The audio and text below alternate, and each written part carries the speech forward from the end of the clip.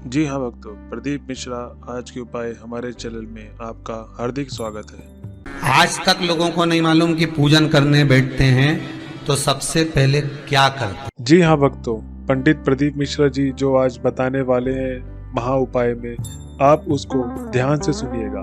अभी तक लाखों लोगों ने उपाय सुनकर अपनी जिंदगी में बहुत सारे बदलाव लाए हैं। तो चलिए सुनते हैं पंडित प्रदीप मिश्रा जी क्या कह रहे हैं।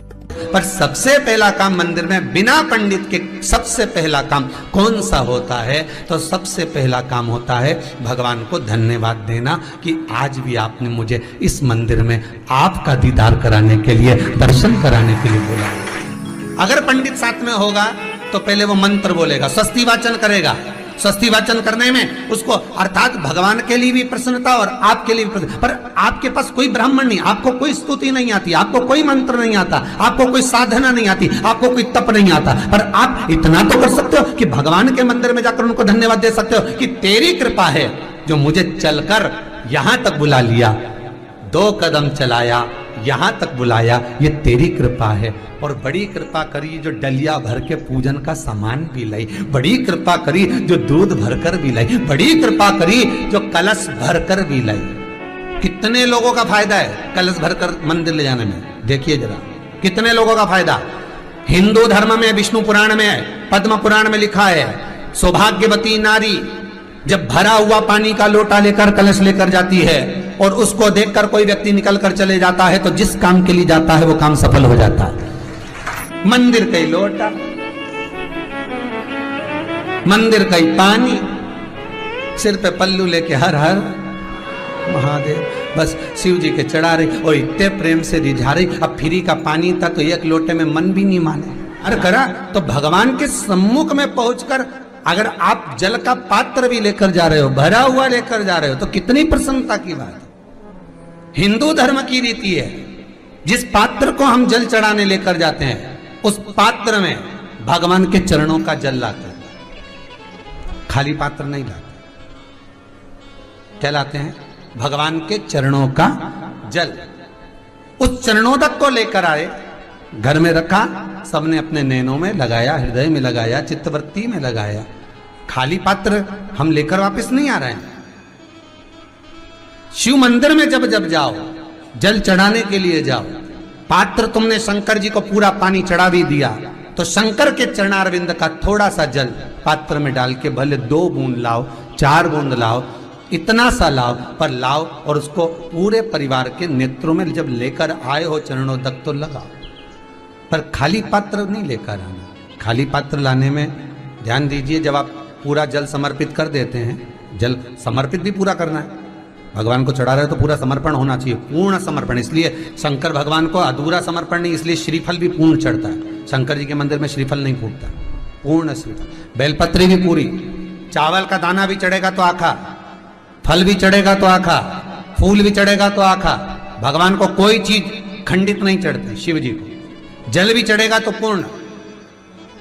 जिस जल को चढ़ाने के लिए लेकर गए उसको बचा कर नहीं लाना है शिव मंदिर में से, संपूर्ण भाग। क्योंकि भगवान के चरण की रज जब हमारे घर में प्रवेश करेगी तो हमारा आत्म कल्याण तो स्वतः ही हो जाएगा। शिव करुणा कर ही देंगे। पर कई लोगों की आदत रहती है, और आपने भी गलती करी होगी, गए होगे, चढ़ा कर भी आए होगे, पूरा पानी भी उंडेल कर आए होगे, चढ़ा भी दिया, छोड़ भी आए, पर लेकर नहीं आए होगे। कई लोग गलती कर जाते हैं और फिर बाद में कहते हैं हम तो इतने साल से पूजन कर रहे हैं, भगवान हमारी सुन ही नहीं दिया। तो भगवान के मैं तो तैयार बैठा, पर तू नवा के चली जाए, लेके तो कहीं जाए। तो भगवान थोड़ी ना कहेगा कि तू मेरे पास में आए तो मेरे चरण की रज लेकर जा। भगवान थोड़ी ना कहेगा कि मेरे पास में आकर तू ये लेकर जा। भगवान तो कहेगा मेरे पास में आया है, मांगना कुछ मत, बस मुझे जो स्नान कराया है मेरा चरणों तक लेकर जा, छीट दे पूरे घर में, संपदा भरना मेरा काम है। जहां मेरी चरण की रज पहुंच गई वहां संपदा स्वतः पहुंचती है, मैं वहां पहुंच जाता हूं। तो चरणों तक ले जा। पर लोग ले जाते हैं, पूजन करते, कलश भी उंडेलते, जल भी चढ़ाते, पर आते समय खाली लेकर आ जाते। भगवान को इतना बुरा लगता, मेरे दरवाजे से खाली जाए, मुझे कितना बुरा लगेगा। जो आए वो भर कर जाए, भले 2 बूंद लेकर आओ, पर उसमें चरणों तक थोड़ा सा लेकर अवश्य आए। उसी तरह जल चढ़ाने के बाद हम जब लेकर आते हैं पात्र के अंदर, ये उसमें उसकी बरकत है।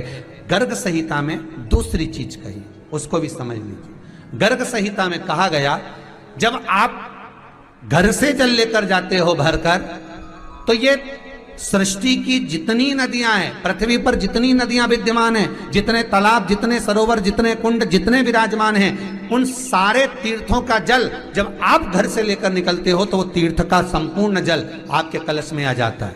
और जब आप उस जल को शिव पर समर्पित कर देती हो और 2 बूंद चरणादक लेकर जब जाती हो, तो शिव महापुराण, गर्ग संहिता, पद्म पुराण कहती है वो जल साधारण नहीं रहता, वो गंगा जल बनकर तुम्हारे घर को पवित्र करने के लिए पहुंच जाता है। वो पवित्र गंगा जल बन जाता है, उसको लेकर प्रवेश कर जाता। हम बार बार कहेंगे, भगवान के मंदिर जब भी जाओ ना, चेहरे पर प्रसन्नता होना चाहिए।